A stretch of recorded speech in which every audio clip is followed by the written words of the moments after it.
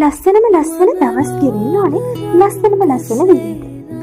අපි ඇල්ල වැල්ල වාය මාර්ගය ඔස්සේ නූරේලිය බලා ගියපු දවසක් තමයි වෙන්නේ. ඔන්න අපි නයින් ආච්චලටත් ආවා. නයින් ආච්චල අපි මේ බලන් ඉන්නේ කෝච්චියේ එනකම්. මේ බදුල්ලේ ඉඳලා කොළඹ බලා පිටත් වෙන මැණිකේ කෝච්චිය.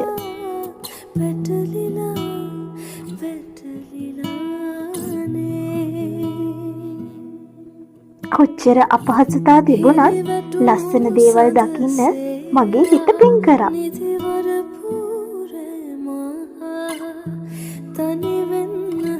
ඊළඟට අපි ආවේ ඇඩිෂන් බංගලාවට. බලන්න මේ ලස්සන view එක. ඇත්තටම හරිම ලස්සනයි.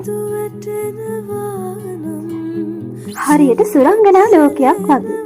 ඒ සතුට මම උපරිමයෙන් වින්දා. ඊළඟ කොටසේ ඊළඟ බ්ලොග් එකෙන්